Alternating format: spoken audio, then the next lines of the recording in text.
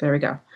Okay, so as many of you know, Dr. Schenk is our ophthalmologist who joined us last fall, um, and has brought ophthalmology back to OVRS. And ocular ulcers are a big thing that just come through emergency, and then obviously him too. But I myself am a culprit of those ulcers. So it's definitely something that's very interesting, and how to treat and what they can turn into if they're not treated appropriately. So we asked him to do this. Actually, I thought I was asking Paige to do this, but turns out it was Dr. Schenk. So without further ado, we'll let Dr. Schenk take over. And if you want to tell anything about yourself, you're welcome to.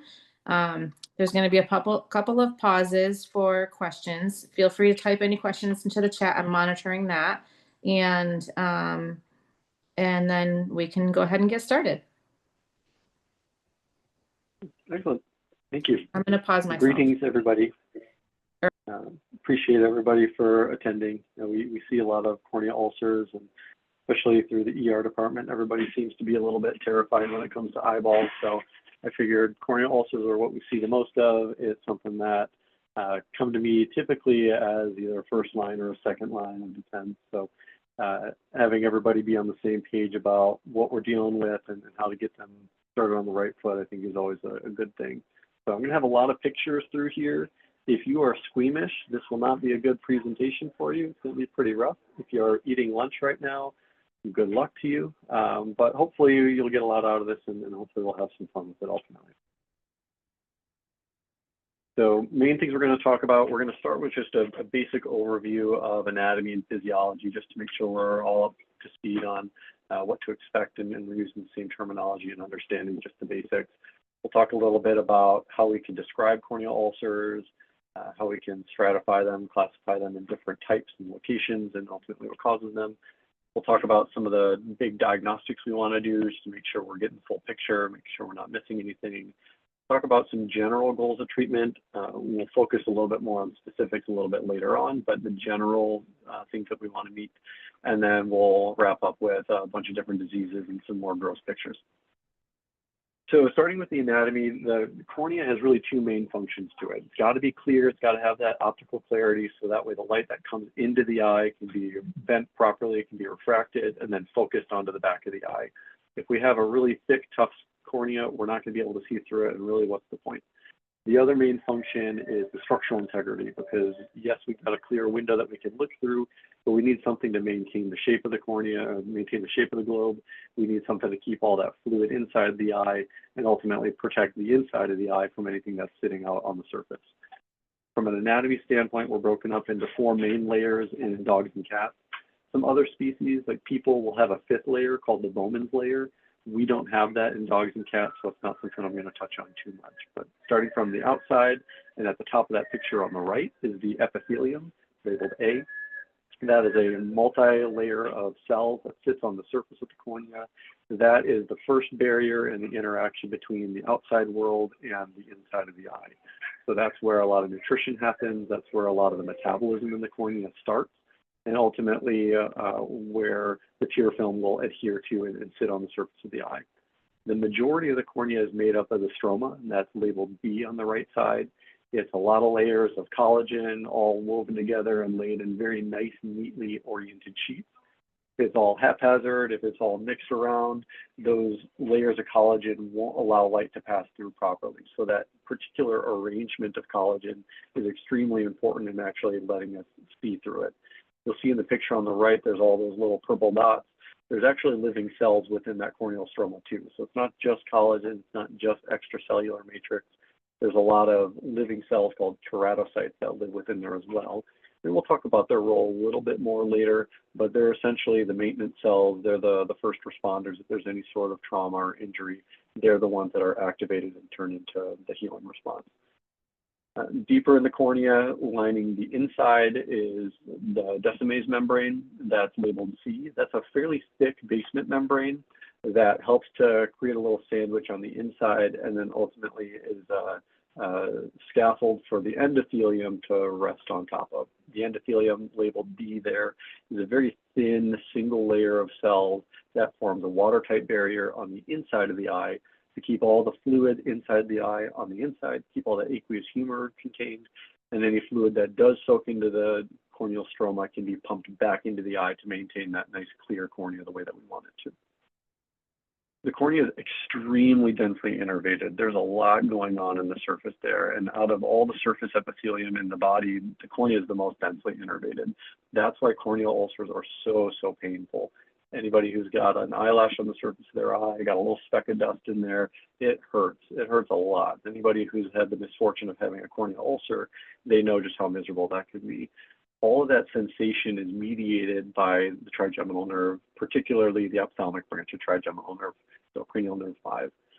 Within that cranial nerve, it's not just responsible for sensation and for pain, but that sensation is necessary for a lot of other healthy functions on the surface of the eye. That's what tells the tear film to activate and tell the body to create more tears, so it plays a pretty significant role in maintenance of the tear film. Without that proper neurologic stimulation, the epithelial cells aren't being told to turn over properly, and ultimately it plays a role in regulating ocular surface inflammation, in particular when we have corneal injury and we develop reflex uveitis, that inflammation on the inside of the eye, that's mediated by that trigeminal nerve.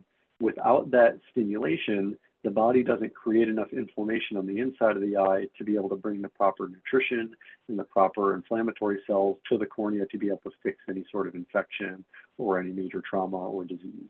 So ultimately, if we don't have that sensation, we result in trauma because we're not blinking effectively, we're not protecting the eye, we get exposure, we get dryness because we're not creating enough tear film, we're not blinking effectively, and then ultimately we get delayed healing because we're not telling the cornea that it needs to heal when it needs to heal. Healing in general should be very quick for most ulcers, but it largely depends on a few factors. Number one factor is the depth. If this is a superficial ulcer, it's just that epithelium that's affected, then the cornea should heal in a very predictable, very quick fashion. Typically, we'll have a lag phase of a few hours. That's when injury occurs. The body is letting the cornea is letting the rest of the body know, hey, something's going on here. Let's get into shape. Let's get all the machinery going. Let's get things moving. Then those epithelial cells that are adjacent to the defect will start to slide over top. They'll start to replenish where that defect is. And then once that defect is fully covered, they will start to divide and start to fill in that epithelial layer a little bit faster. In general, that should be very quick. Within a week, most of these should be fully healed, ideally about 4 or 7 days, depending on how big the ulcer is, what's going on with it. If we have ulcers that are superficial and they're not healing within 7 days, that should be a trigger to know something's not quite right here. There's something complicating it. There's either mechanical trauma that's ongoing, there's infection, or this is a different kind of ulcer that we've been misdiagnosing. If we're a little bit deeper into the cornea, we're affecting the corneal stroma, then that's a different story. Healing is going to be a little bit different depending on if this is a simple stromal ulcer or a complicated stromal ulcer. Simple ones being minor trauma, something that's not infected. These are cases that the cornea can heal pretty quickly and easily on its own without bringing a major blood supply in. The way that works is you get infiltration of inflammatory cells. Those will activate those keratocytes that I pointed out earlier and tell them to transform into fibroblasts. Ultimately, those fibroblasts, they extend out, they create scar tissue, they lay down extracellular matrix. And then once that defect is solidified, it's healed, there's a new layer of epithelium on top of it, macrophages will infiltrate in and they'll start cleaning everything up. So get out all that cellular debris, get out all the junk, all the nasty stuff that's not supposed to be there, clean it up, and hopefully be left with a relatively mild amount of scarring, maybe a little bit of a dent in the cornea if you're looking real close.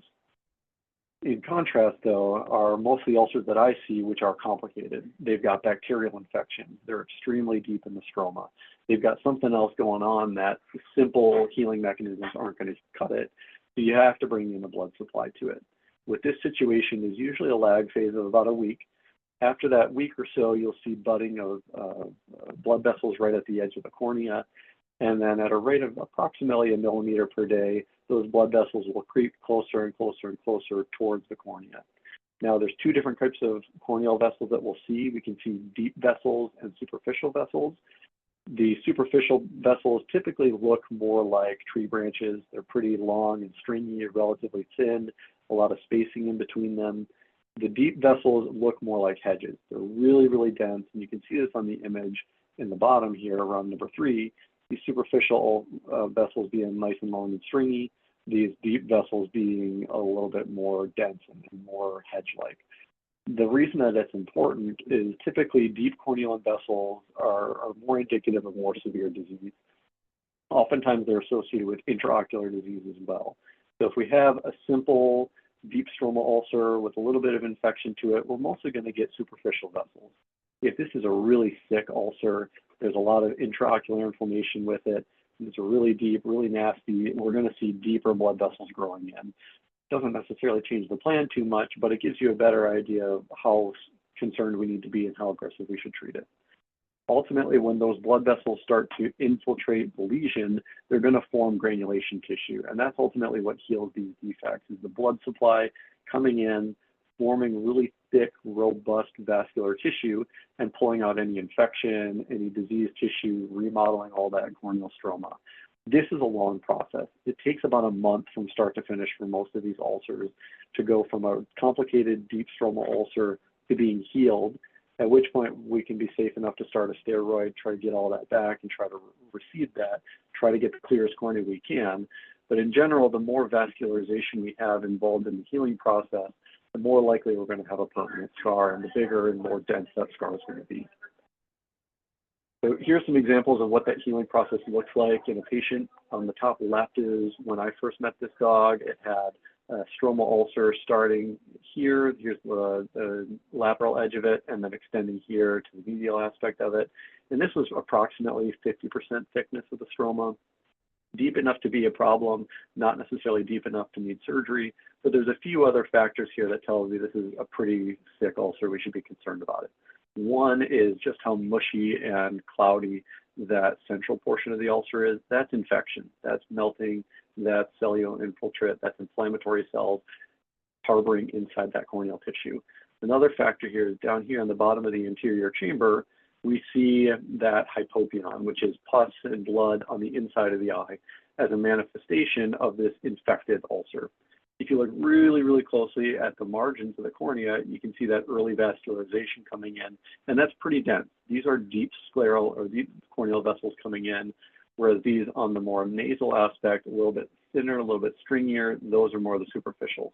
So early ulcer, we're seeing early vascularization come in. As we track this further along, at the 1-week visit, we're seeing blood vessels grow all the way through most of the defect. A week later, we see it reaching the opposite side of the defect. And as that infection clears, we're seeing the corneal clear underneath it, those blood vessels starting to thin out underneath it as well. And now we can see a nice normal pupil margin underneath through that corneal defect. So this is about a month in total from start to finish when I see it and diagnose it, to about a month later when I'm ready to put a steroid on it. This is a fairly typical trajectory. So when we're classifying ulcers, depth and location tend to be the easiest way to look at them. And when you're talking about these, it can be difficult to tell at first. Is it superficial, just on the surface, just epithelium? Is it getting deeper? Is it involving the stroma? How do we tell if it's a descemetocele? So all the stroma is gone, there's just a thin layer of descemetase membrane left, or is it a full perforation and now it's just completely gone? The other factors that are helpful in terms of classification are the location, because where that ulcer is located will give you some hints about what could be driving it. If you have an ulcer right in the center on Pekingese that can barely blink, then it's probably an exposure issue. You're not blinking well enough, you're not covering that center of the cornea, you're getting dryness, more likely to develop ulceration in the area. You're going to treat it differently than if it's an ulcer way out in the periphery, the lower lateral edge, right where the eyelid margin is rolling in and you got entropion. You're going to treat that case differently as well. And then when you get multifocal ulcerations, those should trigger your thoughts on, oh, is there an autoimmune inflammation here? Are we dealing with something like pannus? Or is it more like feline herpes virus? And we've got multifocal superficial dendritic ulcers from those. So location is important, the classification is important, but ultimately how you tell is you just look at it. So here are some different types of ulcers that we have, ranging from a superficial ulcer in the top left, mixing to a stromal ulcer here in the top right, descemetocele in the bottom left, and then a perforation in the bottom right. If this is the first time you've ever looked at a corneal ulcer, it can be hard to tell what the difference is. But the more you see these, the more you recognize them, the more that you're really paying attention, you'll start to pick up some tips and tricks. So number one, with the superficial ulcer in the top left here, this is where the ulcer actually is. You see a little bit of edema, you see this tiny little lip of where the epithelium is broken, and then you see some early blood vessel growth in here. The reason that I can tell this is superficial is when I look at the flash artifact, it's relatively undisturbed. I'm not seeing that really looking like it's catching an edge and falling down into a pit. I'm not seeing any changes in elevation really, very minimal around that epithelium, but that's pretty non-significant. And the other factor here is I can see through the cornea pretty clearly still. So even though I have this epithelial defect, I can see iris underneath it. As opposed to the stromal ulcer, now we see some distortion of the flash artifact. You can see these little lamellar planes as this ulcer is kind of burrowing its way deeper and deeper and deeper into the cornea. These are all those sheets that are neatly oriented of collagen, and now you're seeing them exposed as the ulcer is getting deeper and deeper and deeper. So this is an instance where, yeah, it might look relatively flat, but you can tell that there's some change in elevation. You can also see that there's some cellular infiltrate here. The color is just not quite right. And then when that flash artifact hits the edge of the ulcer, it creates a ring because that edge is now, that flash is hitting the edge of the elevation. When you're getting down to Descemet's membrane, what you see is this very characteristic clear spot in the center. So a lot of times these dogs, you'll see where the crater is starting at the edge of it, and you'll see the walls of the crater get deeper and deeper and deeper and then flatten out. That flat spot where it's relatively clear, it's dark in the center, it's clear because there's no stroma over top of it. There's no edema, there's no infection, there's no material other than a very thin basement membrane between the inside of the eye and the outside world. As opposed to this perforation, you can still see that elevation change, you can see where the crater begins, but instead of going down and becoming flat, it's going down and then bulging. This bulge is where the perforation happened. There's a hole in the cornea. The body tries to fill that hole with whatever it can, typically fibrin, typically blood clot. So it's gooey, it's irregular, it looks a little bit more maybe brown, to tan, to yellow, to green, and it's filling that space and it's bulging out because that intraocular pressure as it's trying to reestablish will continue to push that material out until it's stable. Occasionally, we'll see iris mixed in with that, and we'll see a big brown chunk or a dark black chunk. That's usually the hole's big enough, it's been going on long enough, unstable enough, that now the body recruits the iris to fill that hole instead. Typically, those aren't good things to see. So here are some more superficial ulcers, same thing. You're seeing iris underneath it. You see the edge of this defect here. In this particular case, it's got some fairly loose epithelium to it because this is an indolent ulcer. When we stain this cornea, you see here's where the ulcer is, and there's some subepithelial spreading of that stain underneath these flaps. But still, no elevation change, a little bit of distortion in the flash artifact, but really not too much there. And this kitty cat down here with a chronic herpes ulcer, a lot of the same thing. Distortion of the flash artifact, but no change in elevation with it. It's geographic, it's flat. You can see the iris through it. So these are all superficial ulcers. These are all variations of perforation. So you see the edge of the defect, you see that stromal loss getting down the edge of the crater, and now boom, you get this raised portion of it. Some of these cases have pretty significant extraocular content expulsion as well. Here's a giant lens being pushed through. Here's where the edge of that perforation really is. Here's a mix of fibrin and blood and nasty stuff at the edge of it. And then here we've got iris prolapsing in a pretty large chunk on this gigantic corneal perforation.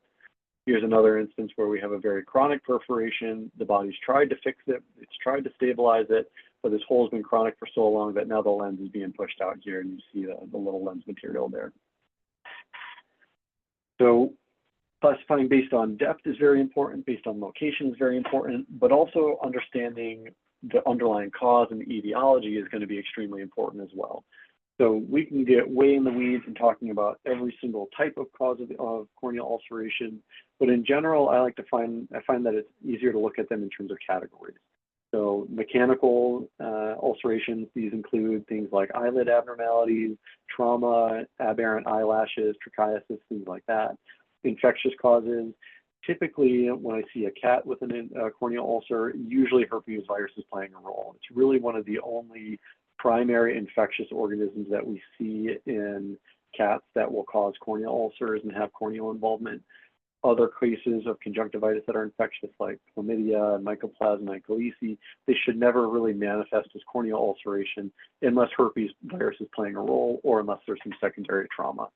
We see bacterial infections very commonly, most often as opportunistic infections. Having a true primary bacterial infection is extremely rare. You need some sort of break in the surface of tissue, some sort of epithelial issue that facilitates the bacteria that just normally lives on the surface of the cornea to now infiltrate into that open wound, set up shop within the corneal stroma, and then eventually turn this into a more significant ulcer. Same thing with fungus. We don't really see fungus as a primary pathogen very often, and typically not in this area. Down in Florida, we'd see a fair amount of aspergillus. In horses, you're going to see a lot of fungal ulcers. Typically, there's the same thing. There's some version of either immunosuppression or some variation of an unhealthy ocular surface that facilitates the infiltration and proliferation of those fungal. When we see degenerative corneal disease, calcific keratitis is the main one that I see. That's typically geriatric dogs. But indolent ulcers or SCED, the spontaneous chronic corneal epithelial defects, those are also fairly degenerative, as we'll discuss a little bit more in depth later.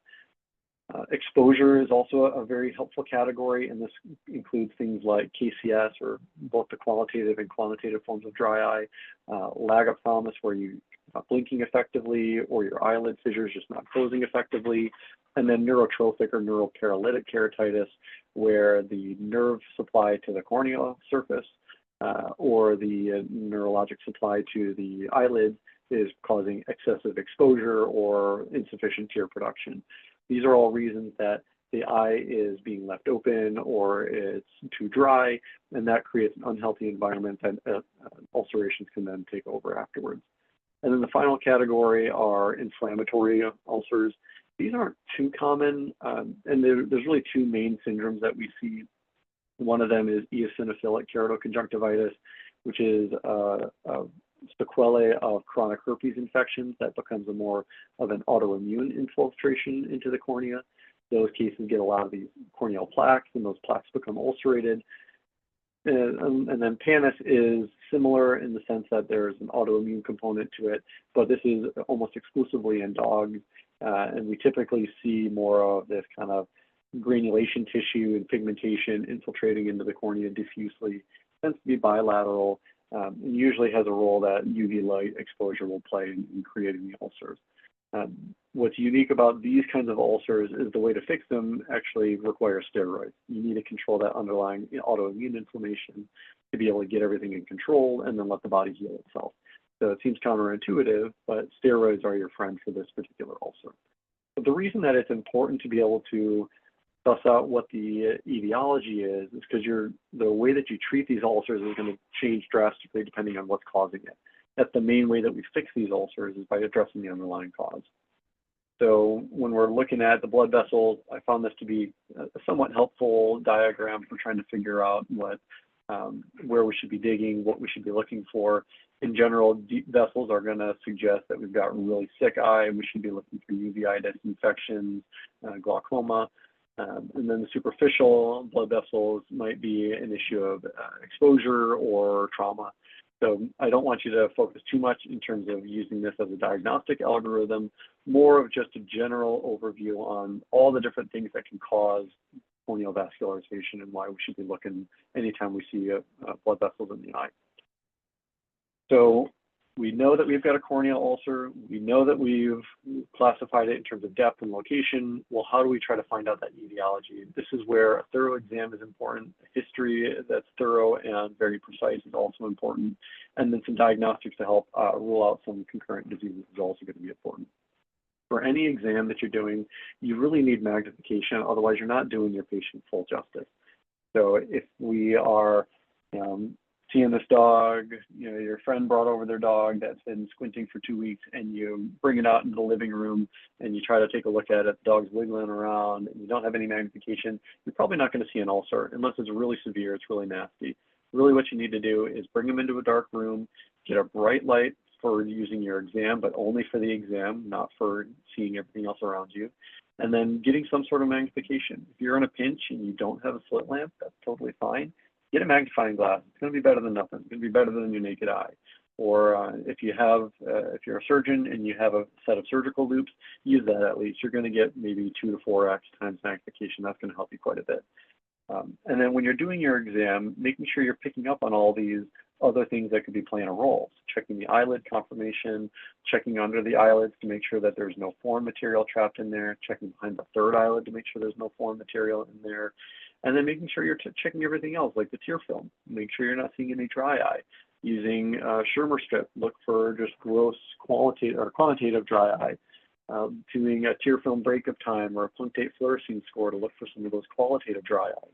Those are situations where you put a fluorescein stain on the cornea and then you watch to see how quickly that fluorescein breaks up on the surface. That gives you an idea of how unstable that tear film is. If it's breaking apart in just a couple seconds, that's not a stable tear film. This dog has a qualitative dry eye, and you should treat it accordingly.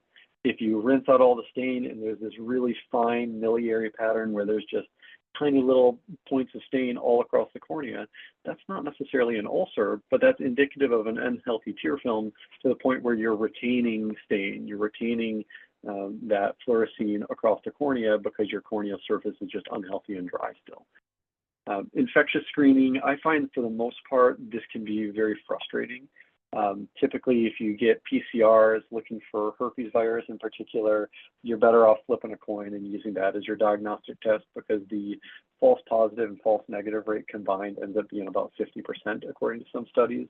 So you might find, yeah, you test positive for herpes virus, but is that the active virus that's causing the problem, or is it just an opportunistic? Is it truly the issue? You might find that you test negative, but you have very clear dendritic ulcerations in a cat who's been stressed over the last week. Yeah, that case probably has herpes virus. You just don't have enough virus to actually quantify it and to get a positive result. So I find PCR testing for herpes ends up being fairly ineffective, but there are PCR tests that are available for canine herpes virus. There's also PCR test available for mycoplasma, for chlamydia, some of the other infectious organisms that we can see causing conjunctivitis with or without ulceration. That's where the question lies. Most of those other infections don't cause primary bacterial infection. What I do find extremely helpful is corneal cytology. And this is very easy to do. You can do this in most cases, most patients. As long as it's not a perforation, I'm usually willing and feel comfortable getting a sample. The trick, though, is using the appropriate tool to get that sample. There are little dental applicator brushes that I find extremely helpful called micro brushes. And with those, you get a very small, very gentle brush that can get a sample directly from the site that you're getting without rubbing against the eyelid margins, without pushing on the eye, without causing too much extra damage. And just run that right on the standard slide, stain it with a standard diff quick, and look at it same day. That will help you. It will give you some big tips. It will help you highlight things like fungus, which we see in the top right there. That's aspergillus fungus taken from a corneal ulcer. That will definitely change your treatment plan. You see aspergillus in your cornea, you better be putting that dog on an antifungal. If you see a lot of cocci, you should be reaching for an antimicrobial that has better gram-positive coverage because chances are you're dealing with the staph or a strep.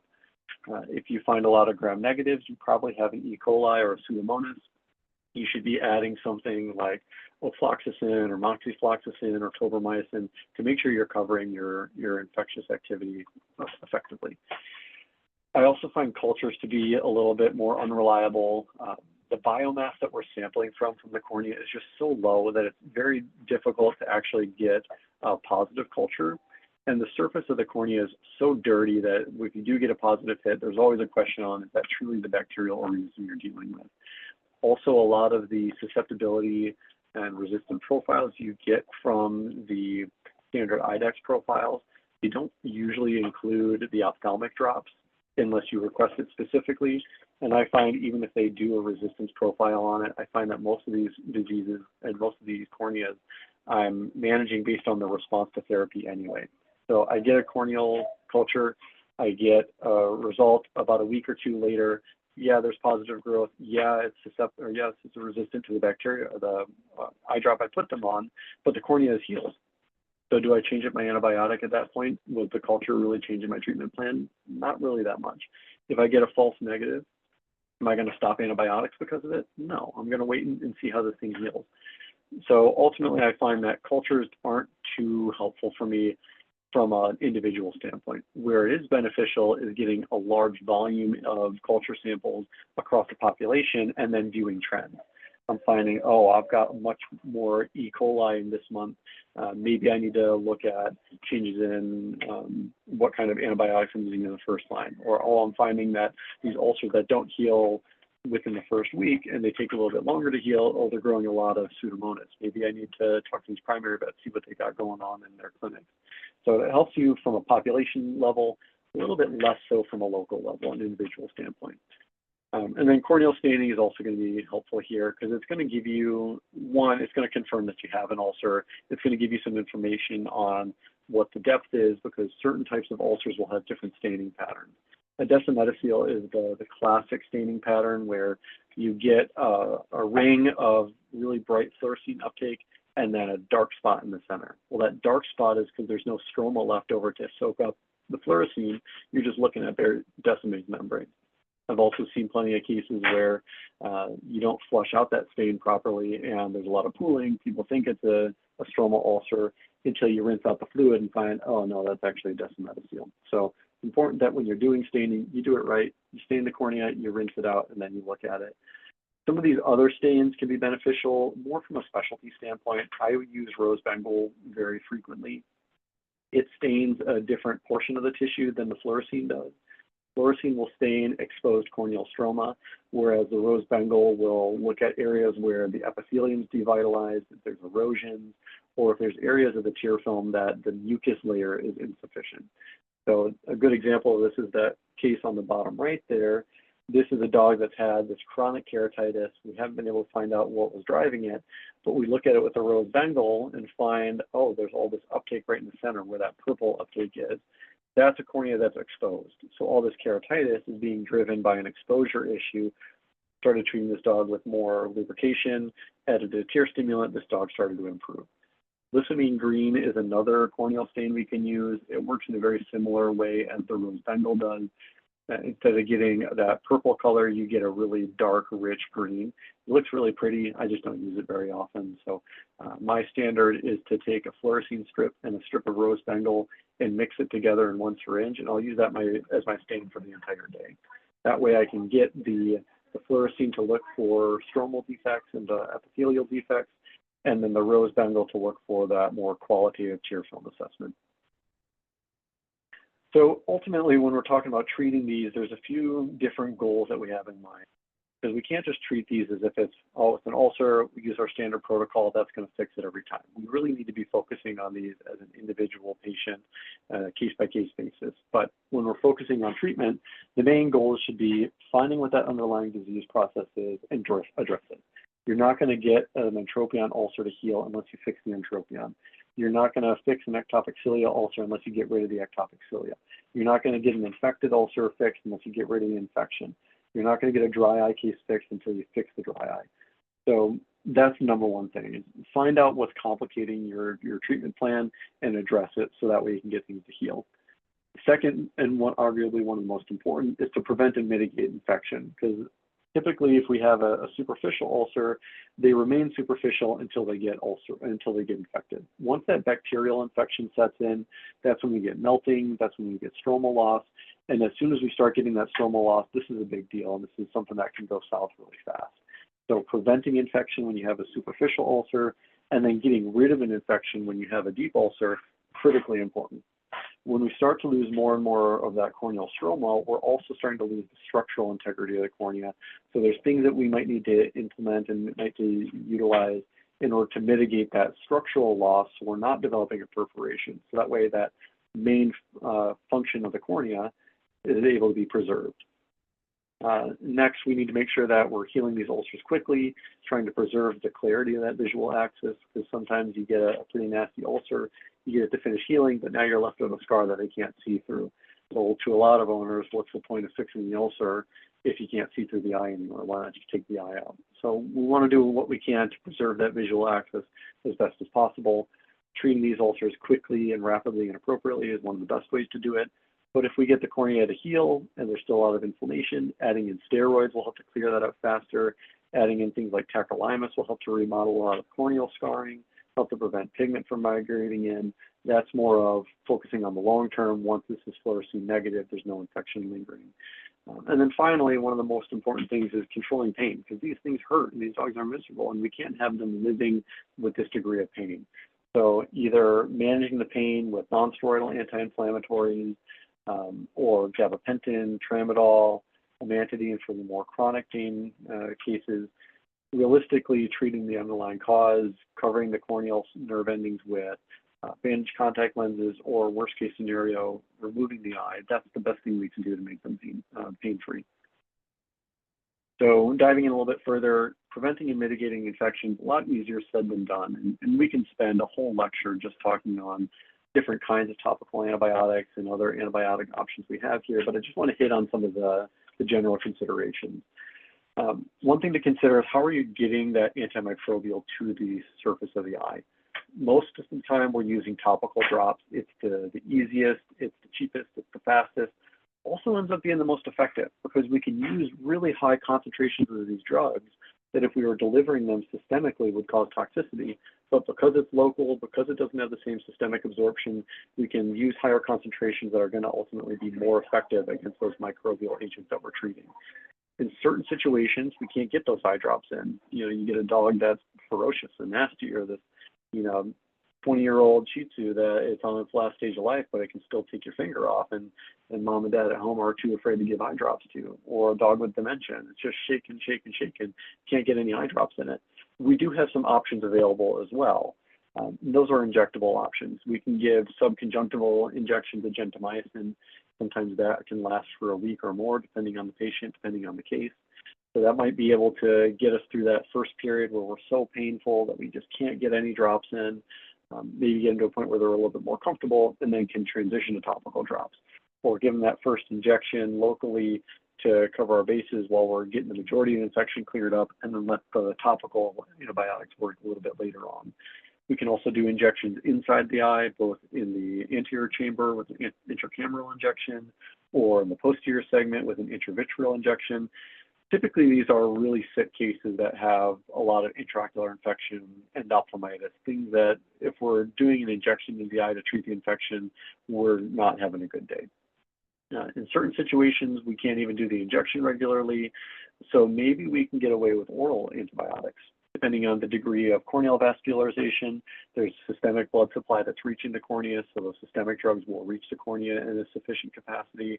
Or in the case of doxycycline, that drug will migrate to the meibomian glands and will actually be sequestered in the tears, come out as basically a continuous rate infusion of antibiotics onto the surface through the tear film. So there's certain tips and tricks and things that we can do that I wouldn't necessarily rely that as my first line therapy, as my solo therapy.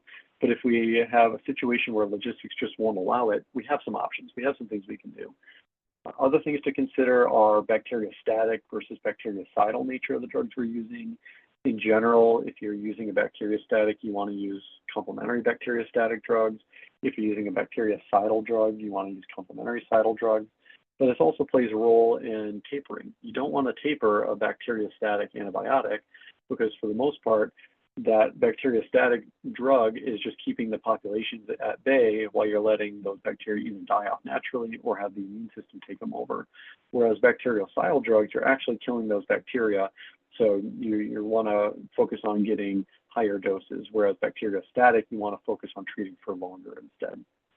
Spectrum of activity is really what's the most important here, because if you have an infection that's a gram-positive and you're treating it solely with enrofloxacin or ofloxacin or fluoroquinolone, you're not going to cut it. If you got a staph infection or a strep infection in your cornea, you look at your cytology and there's staph all over, using ofloxacin as a solo therapy is not going to be effective, and that's not going to clear anything up appropriately.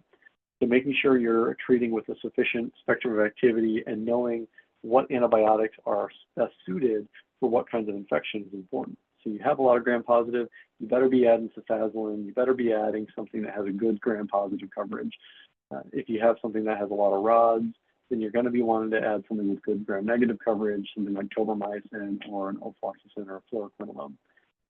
There's also a question of, are you treating an infection prophylactically or are you treating it therapeutically? If you're treating it prophylactically, then you can get away with a relatively weak but broad spectrum antibiotic like Neopolybac. But I don't want to see you using Neopolybac on a melting ulcer trying to get things cleared up, expecting it to really wipe out all that really nasty pathogenic bacteria. If you're using it as a therapeutic, you need to be bumping up to something stronger. For the most part, the Neopolybac just isn't potent enough. It's not going to cover the really nasty fluoroquinolones, and typically, the nasty gram-negative, gram-positive. And typically, if you're treating something therapeutically, it's probably been on a prophylactic antibiotic already, and that's part of the reason why it's failing, getting worse. There is a question of whether or not antimicrobial resistance plays a role in ocular infections. In particular, fluoroquinolones and ofloxacin has been highlighted as developing a notable change in resistance profiles. So if you have a patient who's been on ofloxacin before and they're not getting better, you should probably switch off that fluoroquinolone to something else. If they've been on a fluoroquinolone before, you might not have as much of a positive improvement if you need to use it again. And then finally, you need to keep in mind how these drugs actually cause adverse effects as well. Anytime we're treating with an antibiotic, there is always a risk that we cause more problems than we're helping. You can get local irritation with drugs like polymyxin and neomycin. You can also get issues with GI upset with certain drugs if we're using them orally. Doxycycline is the main one. And then in the case of polymyxin in cats, you can actually develop a fatal anaphylaxis. So if you're using polymyxin in a cat, give that first dose in hospital, and you better be watching them for 15 minutes or more before you let them go, just to make sure they're not having a reaction to it. And then finally, you need to make sure that we're maintaining that structural integrity. So stopping the melting is going to be your #1 thing that you're trying to focus on. If you have a melting ulcer, if you have a stromal ulcer, preventing that stromal loss from progressing using metalloprotease inhibitors, such as serum, amnion, sometimes tetracyclines if you're in a pinch, acetylcysteine if you're in a pinch. The efficacy of serum over time is becoming more and more questionable. I find that in most situations, I don't use it mostly because these ulcers already have a pretty robust blood supply. They're already bringing their own serum to the ulcer. But if you've got nothing else to do, then it's not going to hurt, but it could very well help. What I've been using more lately is this commercial amnion suspension formed by Vetrix, which is a dehydrated amnion powder that you reconstitute and give as an eye drop 3 times daily. I have seen some remarkable resolution of choroidal within 24 or 48 hours with the amnion products. They're very effective. They work really well. Downside is they're very expensive. One bottle can be upwards to $200 or more, depending on where you're getting it from. So while it's a wonder drug, while it works really well, there might be situations where finances just don't allow it, or there's something in logistics that won't allow it. But my general rule of thumb is, yep, the amnion's expensive, but it's much cheaper than surgery. So if we're trying to prevent surgery by all costs, the amnion might be a good thing to do. Corneal cross-linking is something that's being described more and more. It's kind of a hot topic in ophthalmology. It's not something we have access to currently at OVRS, but essentially what you're doing is you're infiltrating the cornea with photoactive molecules and then stimulating that with light. That light sensation, in addition to those molecules, help to create new links between the collagen layers and stiffen it up. So if you have this loose, dying, degenerative collagen that's starting to melt away, this will stiffen it up and pull it back from the brink of wanting to melt. In some cases, we can get pretty significant reduction in choroidal very quickly with that as well. And then if you're at a point where the cornea is not melting, but you got a big hole, then you need to fill that hole somehow. The body can do that pretty well on its own in some situations by forming granulation tissue. It creates a pretty big scar, but that granulation tissue can sometimes create enough thickness, enough rigidity that we've maintained the structural integrity. We're not at risk of a perforation imminently. Corneal grafting is something that I'll save for cases where we've got a really deep defect. and it's unstable, and the body's nowhere near trying to heal it on its own. So we need to fill that tissue in with something biosynthetic or the patient's own tissue, something to fill that hole really quickly. So here are some examples of what surgery looks like. There's a few different surgical techniques available. Conjunctival pedicle grafts are the most common. That's what's done on the left side. We take some of the conjunctiva from the outside of the eye, we mobilize it, create a flap, and then put that right on top of the tissue. That brings a blood supply. It also brings a little tectonic support right to the area where we're dealing with the defect. Corneal conjunctival transposition is a bit more of an advanced technique, but these are great for corneas where you have a lot of normal cornea in the periphery, but your central cornea where you're trying to look through is unhealthy and it's diseased. So you sacrifice some of the peripheral cornea, you create a flap from that, and then you slide that over the hole into the center. The goal being you can heal that patient's cornea using their own cornea. Maybe it'll be more clear and you can see through it and have the best clarity outcome in the long term. Something that's been kind of a new topic and something that I'm becoming more and more passionate about is corneal transplants or lamellar keratoplasties, and that's what's shown on the right. So in these situations, you take a button of corneal tissue from a donor, a cadaver eye, something that was enucleated, or a patient that had a healthy eye and was euthanized for unrelated reasons. You can take portions of that cornea and fill that hole into your patient that has a defect, and you can get an excellent clarity outcome at the end of it. It's a very quick, easy procedure. Ultimately, you can cut the surgical time in half because you don't have to prep the graft site. It's already prepped and ready to go. You can do that without the patient being under anesthesia. And ultimately, when you look at these cases over the long term, and you look at what the healing looks like and what the scar is looking like, these lamellar keratoplasties look really good, and they have a much more clear cornea at the end of it. So in these three situations, same patients as the last slide, but we follow them out a little bit longer. The top photos were immediately post-op or maybe within the first week post-op, whereas the bottom picture, these are over a month post-op. So the sutures have dissolved, that corneal defect is fully healed, and we're left with the remodeling phase afterwards. That conjunctival pedicle graft on the left has been trimmed, so you see that little nub at the edge right here where that pedicle was. But this is all pretty thick scar tissue. That dog can't see through that scar very well, but can see around it. The situation in the center, still not great. This has a little bit more pigmentation, a little bit more scar tissue and fibrosis than I would like to, particularly at the interface between the donor and the recipient, and then where all those sutures were. We got some scar tissue, we got some pigment coming over it, but still better than the pedicle graft. But when we look at the keratoplasty, that looks pretty clean and pretty clear. Those look pretty good overall. And the picture doesn't fully do it justice because there's still some remodeling inflammation. But this has some of the best corneal clarity outcome, and I can see the retina through this hole all the way to the back of the eye. All right, this is a good place to take a quick pause. We got about 10 minutes left in the presentation, but I've got a lot of rapid fire pictures we can go through and hopefully try to not take up too much of your time going through the rest of this. So any questions so far? There hasn't been any typed in the chat, so if you have a question, you're welcome to unmute yourself.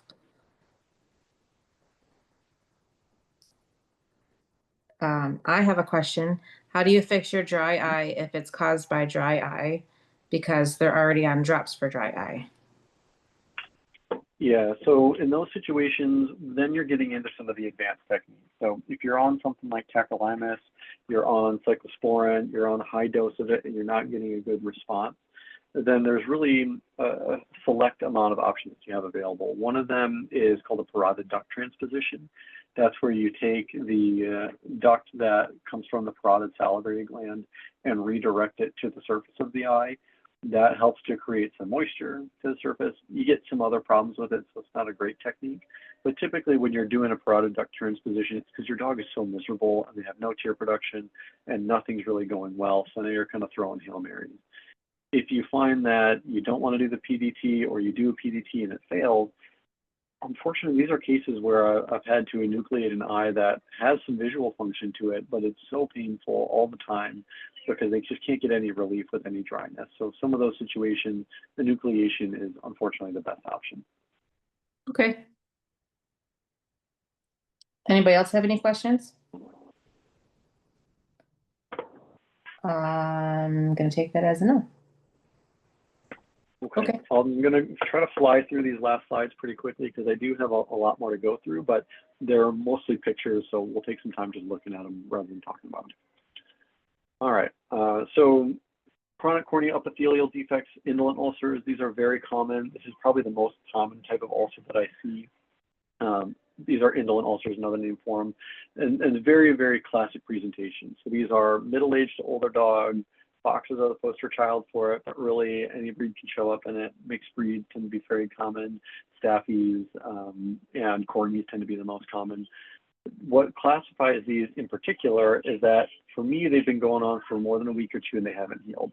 They're chronic, they're superficial, and at the margins of it, they've got these loose epithelial flaps. So the picture on the right, you see the arrows pointing to where the crack in the epithelium is, but that stain spreads underneath that loose flap of tissue, and you can see this wider stain uptake associated with it.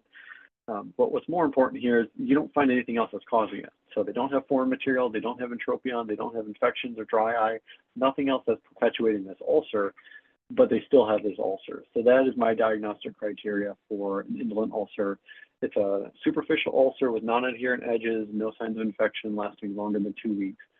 Bonus points if it's a middle-aged older dog and it's a boxer. We don't exactly know for sure what drives this, but the data so far suggests that there's this membrane growing between the surface tissue and the stroma that's here on the picture to the right, this kind of thin pink band on top of all these cells, sitting underneath this non-adherent, really dysplastic, unhealthy epithelium. There does seem to be a genetic cause. There's been a gene found in boxers that's associated with a basement membrane formation. But ultimately, these are showing up in middle-aged dogs, and it's this degenerative membrane that's driving the adhesion issue. So the surface tissue just can't adhere properly. We're left with an unstable, unhealthy epithelium. It will break off. It won't heal. It will break off. It won't heal. And we're just left with this chronic ulcer. So the way that we treat it is we need to break through that barrier. We need to get rid of that hyalinized acellular zone. We need to prevent these ulcers from getting infected, and then manage the comfort and the UVIs as best as possible. So treatments, typically some form of a diamond burr debridement is what my treatment of choice is, highly effective. You can do any sort of anterior stromal puncture technique like grid keratotomy, or just take a 25 gauge needle and make some tiny little pokes in the stroma. I wouldn't recommend that if you're not comfortable with it. The diamond burr is extremely safe, though. You can't really puncture into the deeper layers of the stroma unless you have corneal melting. So the one time that you should never be doing a debridement is if there's any sort of stromal involvement. Only time you should do a debridement is if it's superficial. I see a lot of cases that come to me that were corneal ulcers that were chronic, that had stromal involvement and were melting ulcers. Primary vet did debridement on it because they thought, oh, this must be a sced, that's why it's not healing, and then they come into me with perforations because they debrided a bunch of stroma away.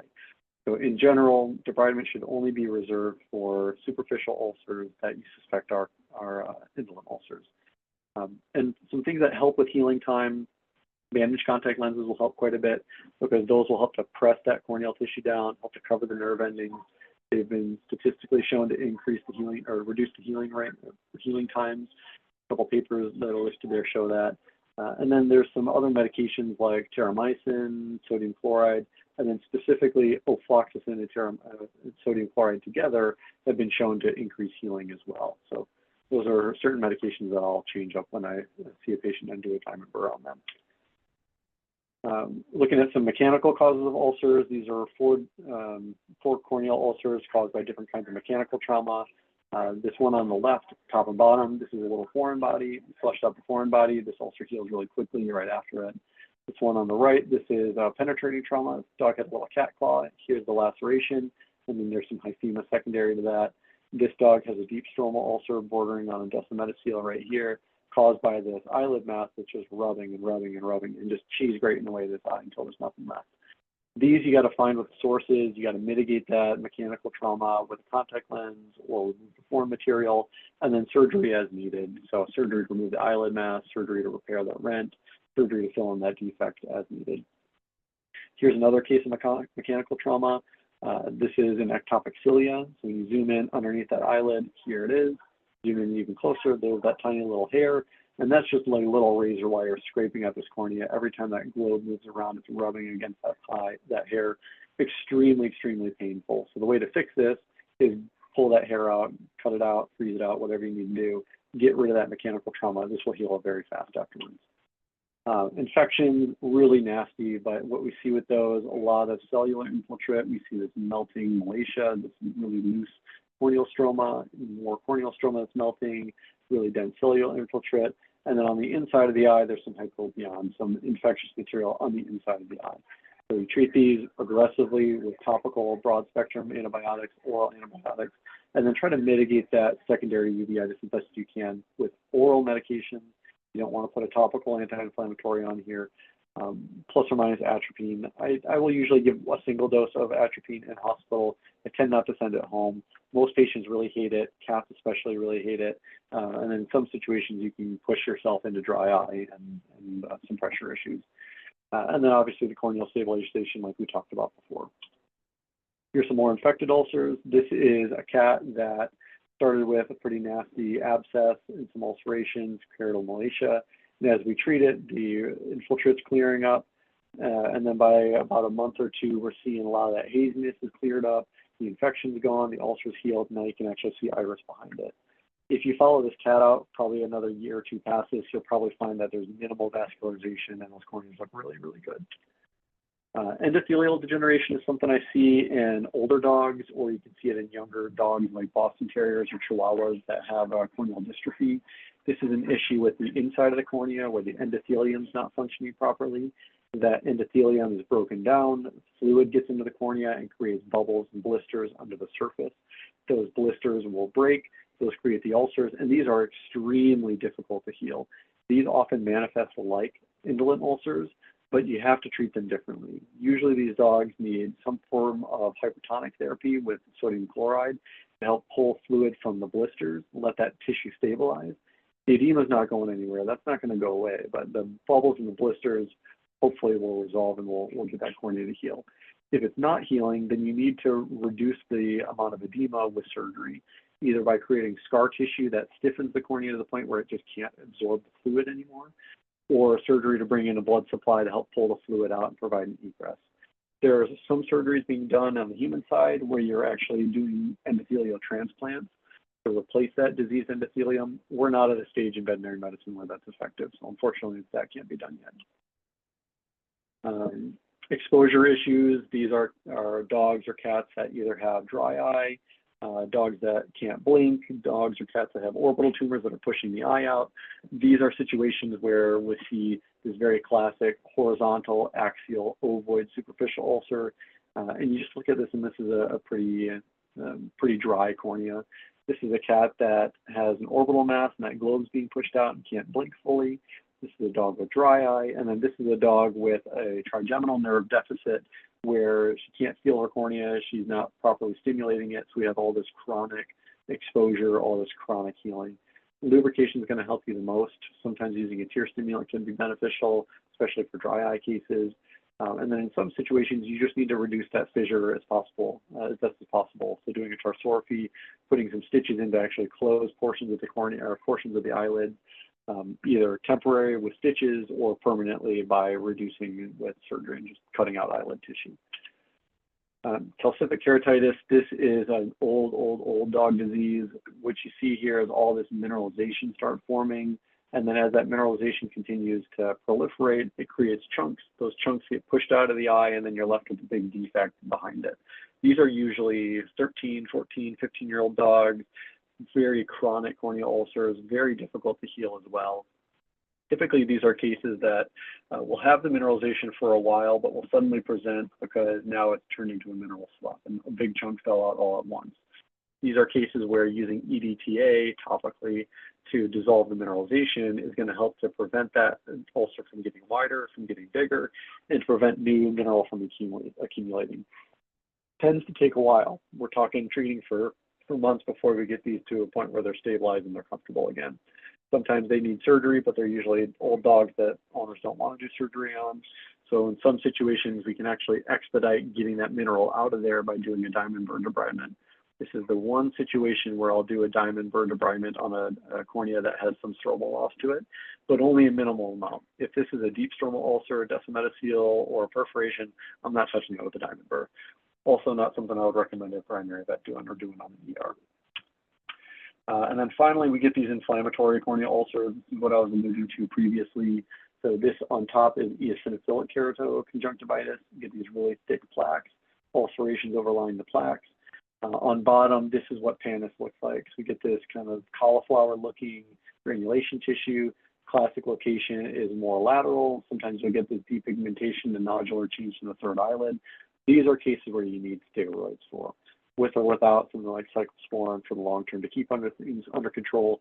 But you need a steroid, otherwise these ulcers aren't going to heal. All right. Well, we covered a lot in a short period of time. Hopefully you guys learned something. Hopefully it wasn't too disgusting, but if there's any other lingering questions, I can take them now. Otherwise, you guys know where to find me. You can reach out anytime.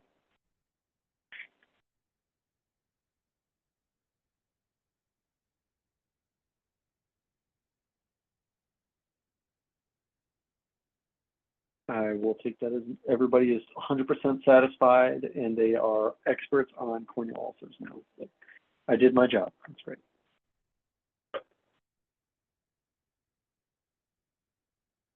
You need anything else from me, Shack Tack? I'm sitting here talking and no one can hear me. I said, Caroline said, thank you. No one else has typed any more questions. I thought it was a great presentation. And I think that's it. I thought it was great. Wonderful. Allison says, great. Ashley Drew says she cannot find the nauseous emoji. I agree. Fair enough. Anyway, thank you very much. I actually thought it was great. And I will send this out for everybody and anybody who wants to take it as a quiz, not you guys. I got everybody who was here and all of that for attendance. And so I have all of you guys recorded, and then we'll send out a quiz for anybody who wants to watch it afterwards. But thank you very much, Dr. Schenk. I appreciate it. All right. Yeah. Let's see. End recording.